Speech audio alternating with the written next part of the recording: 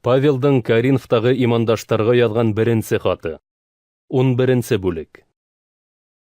Мин Мәсихтән өлге алган кебек, һез дә миннән өлге алыгыз. Һәр нәмәлә мине исегездән сыгармавыгыз һәм мин өйрәткән нәмәләрне тәвәл тотуыгыз өчен һезне мактайм. Әмма мин һәр ирнең башы Мәсих, катындың башы ир, Мәсихтең башы Алла икәнлеген белүегезне теләйм. Бергәләп дуга кылырга йыелганда башын нимә менәндер каплап дуга кылган яки пайгамбәрлек иткән һәр ир үзенең башын оятлы итә. Башын капламаенса дуга кылган яки пайгамбәрлек иткән катын үзенең башын оятлы итә. Чөнки был хәл катындың сәсе кырылуга бәрабәр. Катын башына ябынырга теләмәй икән, сәсен кырктырып ташлаган. Инде сәсенең алынуын яки кырылуын оят ханаһа, ул сакта башына ябынһын. Шулай итеп, ир кеше Аллаһына һәм Алла данының сагылышы булганга күрә башына киергә тиеш түгел. Катында ирнең даны сагыла. Чөнки ир катындан түгел, катын ирдән кылынган, һәм ир катын өчен түгел, катын ир өчен яратылган. Шуга күрә фәрештәләр дә белеп торһын өчен катын кеше башына ябынырга тиеш. Был хакимлык астында булуын күрһәтә. Хәер, Раббыла ир катынга, катын иргә бәйле. Катын ирдән кылынһа ла, ир катындан туа, һәм икеһе лә бар нәмәне яраткан Алланан килә.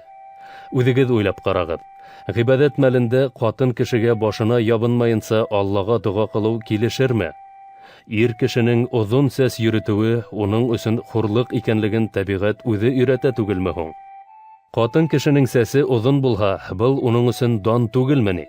Сәс уга япма рәвешендә бирелгән дә баһа. Кемдер был хакта бәхәсләшергә теләһә, белһен. Бездә лә Алла бердәмлектәренең башкаларында ла икенче төрле гадәт юк. Артабанғы күрһәтмәләремә күсәм.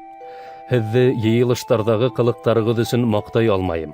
Уларның файдаһына караганда зыяны күбрәк.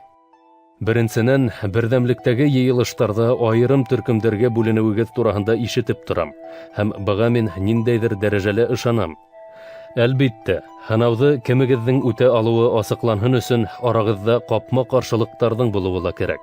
Әмма һез бергә йыелһагыз да, был Раббының ашын уртаклашу дигән һүз түгел бит. Һәр берегез үз ризыгын башкалардан алда ашап куярга ашыга. Шуга ла берәүҙәр ас кала, икенселәре иһә ашап-эсеп иҫерә. Һеҙҙең нимә, ашап-эсергә өйөгөҙ юҡмы ни? Әллә һеҙ Алла берҙәмлеген һанға һуҡмайһығыҙ һәм мохтаж булғандарҙы кәмһетәһегеҙме? Һеҙгә ни тип әйтергә? Маҡтарғамы? Юҡ, бының өсөн һеҙҙе маҡтамайым. Һеҙгә биргән өйрәтеүҙәремде мин Раббынан алдым. Раббы Ғайса хыянат ителә торган төндә ҡулына икмәк алып, шөкөр итте лә, уны һындырып былай тине. Был һеҙҙең өсөн ҡорбанға бирелә торган тәнем. Минең иҫтәлегемә шулай эшләгеҙ. Шулай уҡ киске аштан һуң кәсә алды ла былай тине. Был кәсә ҡаным менән раҫланған яңы килешеү. Уны эскән һайын минең иҫтәлегемә эсегеҙ. Ошоноң менән был икмәкте ашаған һәм был кәсәнән эскән һайын һеҙ Раббы килгәнгә тиклем уның үлемен иғлан итәһегеҙ. Шулай итеп, кемдер лайыҡһыҙ рәүештә Раббының икмәген ашаһа һәм уның кәсәһенән эсһә, Раббының тәне һәм ҡанына ҡарата ғәйепле буласаҡ. Шуға ла икмәкте ашар һәм кәсәнән эсер алдынан кеше үҙен һынап ҡарарға тейеш. Раббы тәненә әһәмиәт бирмәйенсә ашаған һәм эскән кеше шул ашап-эсеүе менән үҙен хөкөмгә дусар итә.